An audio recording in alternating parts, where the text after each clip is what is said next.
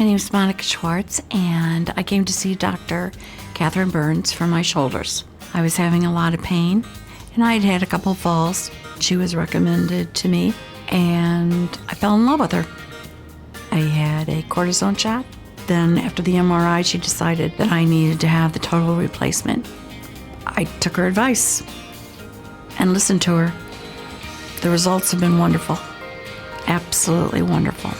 I can't say enough for everyone. They make you a priority. Your recovery is a priority. Whether it's your doctor, your nurse, x-ray technician, lab, everyone does. They're wonderful. Your recovery is the most important thing to them, and it takes a lot of people to do that. They really and truly make an effort on every level to make you feel comfortable, from when you check in until you walk out the day you leave. Well, they don't walk out, you wheel out. But that's okay. The care is above and beyond on all the different levels. They want to be better.